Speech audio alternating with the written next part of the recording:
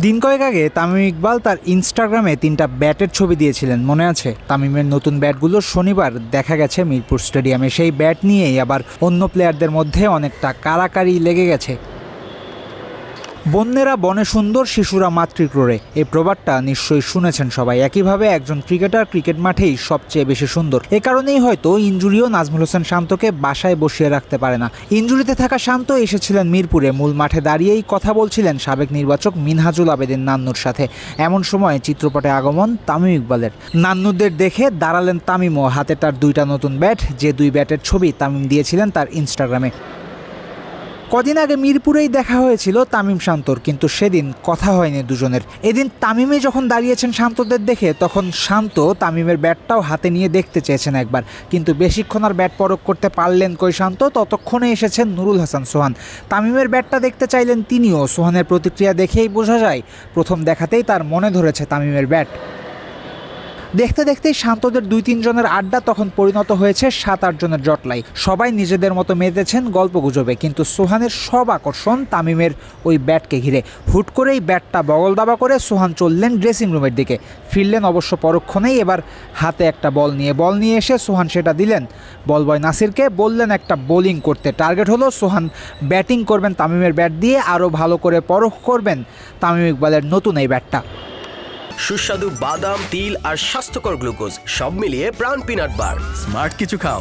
তামিমের ব্যাট দিয়ে মাটিতে একটা শট খেলেও যেন মন ভরেনি সোহানের। নাসিরকে বলে এবার হাওয়ায় মেরেছেন সোহান। ব্যাটের মালিক আর ব্যাটার দুজনের রিয়াকশনেই তখন পরিষ্কার, ব্যাটটার সুইট স্পট আসলেই বেশ পোক্ত। ভালো ব্যাটের গর্বিত মালিক তামিমই। এরপর সোহানকে প্রস্তাব দিলেন আরেকটা ব্যাটও একটু পরখ করে দেখো। অপর ব্যাট দিয়েও সোহান আকাশে উড়িয়ে মেরেছেন, বল উড়ে বেশ দূরে গিয়ে পড়েছে। তামিমের ব্যাট দারুণ হিসেবে সোহানের কাছে সার্টিফিকেট পেয়েছে। হয়তো সোহানের মুখে ব্যাটের মুহুর্মুহু প্রশংসা শুনে তামিমেরও ব্যাটে বলে করতে মন চেয়েছে। মিরপুরে ঢাকা বনাম খুলনা ম্যাচের লাঞ্চ ব্রেকে এই আড্ডার আসর তখন জমে ক্ষীর, কিন্তু সময় শেষ, শুরু হবে খেলা, তাই আসর ভেঙেছে। তামিম যাচ্ছিলেন ইনডোরের দিকে, তখন শান্তর ডাক পেছন থেকে। শান্তর ডাকে তামিম সাড়া দিয়েছেন। দুজনের শরীরী ভাষা দেখে মনে হয়েছে কথা পরে হবে, এমন কোনো ইঙ্গিতই করেছেন তামিম। তবে কদিন আগে এই মিরপুরেই শান্তকে দেখেও যেভাবে সাড়া দেননি তামিম, সেখান থেকে শনিবারের এই চিত্র দেখে এতটুকু বোঝা যায় যে কমেছে দুজনের মাঝে শীতলতা। হাজার বাধার পর তামিম যখন নতুন 2 ব্যাট নিয়ে যাচ্ছেন ইনডোরের দিকে, তখনই আবার বাধা। এবার দৌড়ে এসেছেন রনি তালুকদার আর মোসাদ্দেক হোসেন সৈকত। এ দুজনেরও লক্ষ্য তামিমের ব্যাট হাতে নিয়ে নেড়ে চেড়ে দেখা। সোহান শান্তর মতো রনি সৈকতেরও মনে ধরেছে সিএ কোম্পানির তামিমের জন্য তৈরি এই ব্যাটটা, তা বোঝা গেছে দূর থেকেই। বাংলাদেশি ক্রিকেটারদের মধ্যে সবচেয়ে ভালো মানের ব্যাট তামিমই ব্যবহার করেন বলে কথা চালু আছে।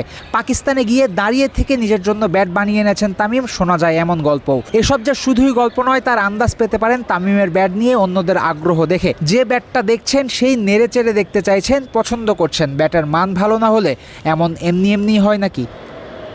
তবে একটা ব্যাটের সফলতা তখনই আসে যখন ওই ব্যাট দিয়ে হয় অসংখ্য রান। সেই হিসেবে তামিমের নতুন ব্যাট জোড়া সফল হবে কিনা তা জানতে করতে হবে আরও কিছুদিনের অপেক্ষা। ডিসেম্বরের 2য় সপ্তাহ থেকে শুরু হতে যাওয়া NCL T20 দিয়ে মাঠে ফিরছেন তামিম। হয়তো খেলবেন এই ব্যাট জোড়া দিয়েই। তামিম যে শুধু খেলার জন্যই খেলবেন না, রানের বন্যা বইয়ে দিতে চাইবেন এই ব্যাট জোড়া দিয়ে, তা নিয়ে সন্দেহের লেশমাত্র নাই। ফয়সাল হাবিব, ক্রিক ফ্রেন্ডসে।